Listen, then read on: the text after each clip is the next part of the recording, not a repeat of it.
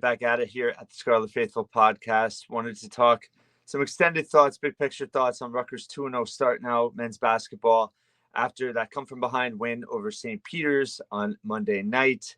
Obviously, pretty disappointing first half, but I thought very encouraging second half. And what I wanted to focus on to start was just in terms of, it's very interesting. I mean, expectations, of course, are very high, but it seems like when mistakes are happening, they're so micro focused right now by, national media, analysts, fans, where mistakes are going to happen. And this is what the first 3 games are about. And it's part of what I like about what Steve Pikiell's done with the schedule in terms of he's playing local teams. He's playing good low to mid-major teams in their leagues, teams that have gone to the NCAA tournament, teams that understand how to compete, that are senior laden, that play up to want to play Rutgers. Getting those teams' best shots. Those are things I think that get missed sometimes in analytics and get missed on paper. And that's what Rutgers is dealing with. And, they're going to have to learn lessons from that game. But again, I've talked about this at length. Learning lessons when you win is so much better than when you lose. And I think it's focusing on the response of this team. Mistakes are going to happen. How did they respond to those mistakes? How did they respond to that adversity? Not harp on the mistakes happened, in terms of missed coverages defensively, allowing teams to get to the rim, not executing on the fast break. Everyone, jumping on J Mike about that 3-on-1. Yes, you have to learn from those mistakes, but you can't let those mistakes eat you up. And I think it was very encouraging. Also, just in terms of the leadership that showed up in that second half.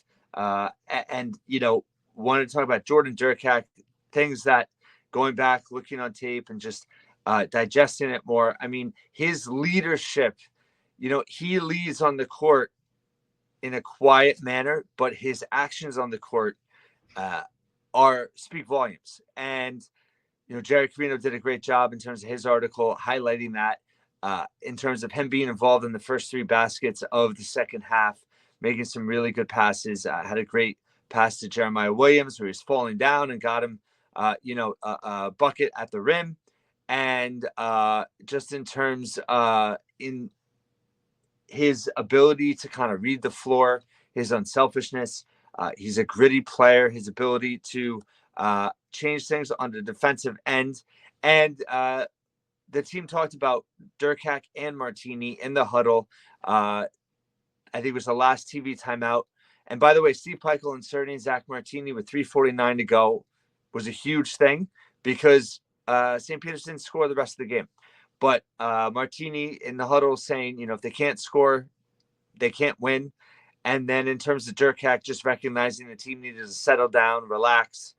That's the type of leadership that this team has that is going to be key. When everybody harps on Dylan Harper and Ace Bailey being young freshmen, who are they surrounded with? And they're surrounded with gritty guys that have a lot of experience between Martini, Durkak, Acuff. Once he gets going, I think, he absolutely will. He's seen a lot. And then obviously PJ Hayes has been through a lot too. So these are 4 guys that are grizzled. Jeremiah Williams has been through a lot. This is just a very interesting mix on this team of experience, talent, youth, veterans, skill sets. It's still coming together. And I was just very encouraged by the response of this team. And you could just see it in Steve Pikiell's reaction in the postgame. I thought he sounded as good as he sounded in a postgame in a long time. He was relaxed. He, I think, was very pleased with how the team responded. Talked about him in the preseason, saying his team hasn't been punched in the face yet. We've seen Rutgers lose that game several times over the years with more accomplished teams. We saw Gio and Ron and Caleb and that team, lose to Lafayette. So this was a game, we saw Stonehill last year. Obviously, Rutgers did not have a very good team last year, and they survived that game. But, this was a game where St. Peter's wasn't quitting. They were giving their best. They were hitting threes, and Rutgers battled back. They articulated very well, talking about, if that's the kind of production they get from him on an off night, that's really positive. What I meant was he wasn't a dynamic scorer in that game. And that's kind of what I think he's labeled as, right? As their best 3-point shooter. But to get 7 defensive rebounds, which I did mention, but 7 boards, 3 assists, he's showing that he makes the smart basketball play and that he's a willing rebounder. His defense has always been kind of, I think, the question for me in terms of in Big Ten play, in terms of how many minutes he's going to garner. But he obviously brings more to the table than just as a 3-point shooter. And I think that's was so encouraging about the St. Peter's win too, is it wasn't just the veterans showing leadership verbally and kind of lifting this team up. It was also their play on the court, their willingness to do the little things. Between Hayes, Martini, and Durkak, they have a extreme willingness to do the little things. And when you have stars, freshman stars, with the talent and the skill set and the versatility and the explosiveness of Dylan Harper and Ace Bailey, coupled with veterans that are willing to do the little things, it's a really good combination. Now let's talk about Lathan Sommerville. He brings an enthusiasm, an energy, and skill to be able to finish at the rim. I love it. It's infectious, I think, just in terms of his, it's not explosiveness per se, but as soon as he touches the basketball in the paint, he is utilizing every effort to score. And he does it in a very, you could tell how well trained he is in certain aspects of his game and his skill set and the effort he's put in to becoming a fundamentally dynamic center from an offensive perspective. And credit to Jay Young. It's obvious the impact he's having on him. And I'm telling you, I mean, the way that Lathan Sommerville physically looks from when he arrived in June to when I saw him in August, face to face, in practice. I mean, his body is completely different. And he is really coming into his own. And he's rebounding. Again, defense, right? Learning how to rotate, learning how to pick things up, how to rim defend. He had 3 block shots in this game, so he's getting the hang of it. Obviously, the competition as it ramps up is going to be a key hurdle for him. But you have to be just thrilled as ever about Lathan Sommerville's production through the first 2 games. Obviously, with Emmanuel Agbole, he's struggled some. He did, what can they kind of, it's going to be, every game is going to be a game-to-game thing, right? In terms of how much production they get out of the 5. I thought that he did some positive things in that game. He had a good bucket. It's going to take him a while, but Somerville's development, I think you're still going to see a Bole start. I think Lathan right now, Pikiell talked about after the game, not wanting to tinker things with the starting lineup when you're winning. But I think there's something about embracing. Somerville's just got a mental edge, and I think the coaching staff's doing a tremendous job with them. TJ Thompson, has a relationship with the family, played with his father, got him to Rutgers, and they're just, he's an open book right now, and he is a sponge, and he's absorbing everything. And I just think the sky's the limit for him. I've said this before, but I think after this year, I think he's going to become the face of the program, and he just is offers so much as a dynamic big man, and to see what he's given them so far early. But again, Pikiell going to Martini at the 5, that final 3:49 proved to be a good decision. And Martini had a crucial rebound where he, Pikiell talked about being traffic rebounds in terms of getting, a key rebound late, and then he converted on the free throw line. That's what these veterans have to do for Rutgers.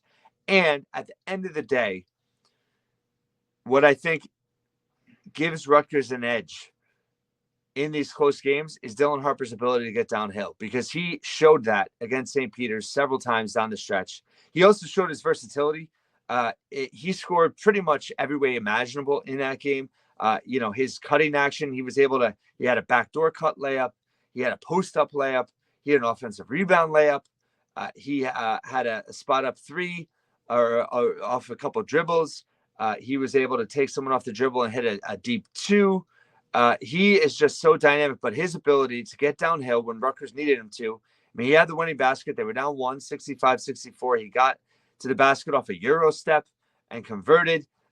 His ability to create, his ability to play make, but his ability to get downhill and get to the rim when Rutgers needs a basket, that is going to be something that can elevate this team's ceiling. Overall, Ace Bailey, Pikiell said he was close in the post game. He was shooting around, not in the warm-ups right before the game, but prior to that, when they first came on the court, he was dribbling, he was shooting, he was passing. Pikiell said he was close. Jonathan Givony reporting on one day this week that it was the injury is a hip flexor issue, about a 2-week timetable. Pikiell did say after the Wagner game last week that he injured it Monday in practice. So he's about a week and a half in. I think there's a certain definite chance he could play on Friday against Monmouth. I know, shout out to Richie on the night report. He said it's probable. We'll see. But really, we want to see this team build chemistry with Ace on the floor. But this team got punched in the mouth. And again, it's the St. Peter's team. They're not, Big Ten level. They're not a high major team, but they're a good team in their mid-major league. And Rutgers responded. And they won by 10. Pikiell projected a 16-point win. They did it without Ace. Obviously, everyone wants to see Ace on the floor. I think we're close. But I just thought that there was a lot of things to pick up in this win that are big picture green flags for this team. The leadership, guys knowing the roles already, stepping up in key spots. Pikiell's just kind of vibe around this team. He seems really confident and just certain weapons they have, just in terms of Dylan Harper's ability. The way that Lathan Sommerville has evolved really quickly, even guys accepting roles like J-Mike, right? He had a couple bad decisions, but he's also facilitating more. He's forcing that drive less. Defensively, he struggled a little bit, but these guys, that goes back to my original point about everyone's expecting perfection. These guys have to be able to fail and win. Failing and win, failing in certain spots, but overcoming it, that's how you get better. That's how you get better. And not all 10 rotational players are going to have their best days on the same day. So you're going to have guys pick each other up. And we saw that against St. Peter's. And that's what I think is super encouraging. And, that's really what's going to be the key for the ceiling of this team. When Dylan and Ace are off, can Rutgers win a Big Ten game? Can they win a team against a good team by other guys stepping up? We don't know yet. We don't know. But the early signs are promising. And I think this team just has a competitive edge. They play for each other. They play together. Monmouth Friday, another test. Monmouth's not particularly good. I'll have a preview for that game. Then you have Merrimack next week, which will be much more of a test. They're around 175 in KenPom right now. That they play a tough zone defense, and then you're at Kennesaw State, and then you're at Feast Week. We are not far away. We are 2 weeks away from really seeing what this team has early on and getting tested. Notre Dame and Alabama back-to-back nights, that Tuesday and Wednesday of Thanksgiving week. We're getting there. But overall, I just think that there's some green flags on the team. Some of the national media, my friends of the Sleepers, I know people are freaking out. They're being super negative. I talked to my friend Ant Wright. He was saying, listen, the defense showed up in the end. Dylan Harper is the guy. There's a lot of green flags to this team. This is not a perfect team. Having to mix and match at the 5 all year is not ideal. But I think that they are going to have more answers than not. And rebounding is certainly a concern. They were +4 in this game, but still giving up too many offensive rebounds. And that's metrically where they're hurting. Offensive glass, they're not shooting the 3 particularly well, but they're 38 of 53 from at the rim. Layups and dunks is 72%. That's a big difference from years past. They're not turning the ball over. So there's some early signs there that, the concerns are the concerns, that they're not surprises. I think this team ultimately will shoot better from 3. Again, Ace is going to be part of that. Ace is also going to open up open threes for guys like Martina and Hayes that aren't there right now. So I think that's another thing to watch for. Acuff is still coming along. There's a lot to like about this team. And I'm just really excited to see them on the floor again. Friday, Monmouth at the Rack.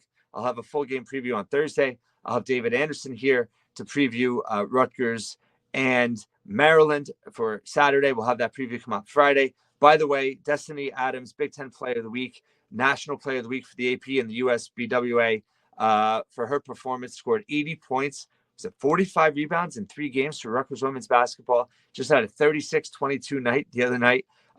Former high school All-American. She's been tremendous. And Rutgers women's basketball off to a 3-game start. Also loved Pikiell starting his post-game presser, congratulating Coquise Washington women's basketball on that start. Congratulating Shiano on Rutgers' big win against Minnesota. And Rutgers women's soccer earning the 6th seed in the NCAA tournament. Pikiell acknowledged that. Wanted to acknowledge that too. They lost the Big Ten title game to UCLA. But number 6 seed hosting UConn Saturday, 5 p.m. at URSAC. Will set up, if they can win that game, to play Stanford, the number 3 seed. In the second round will be a tough game. But, hey, got to get a win in that first round. Model of consistency for Rutgers women's soccer, making the NCAA tournament for the 13th straight year. Just the gold standard for Rutgers athletics, and looking to get a big win on Saturday. A lot going on here at Rutgers athletics. We'll be back on Thursday with a Rutgers game preview for Monmouth. Friday football. Anything else that comes up, I'll be around. And thanks so much for listening and watching once again here at the Scarlet Faithful podcast.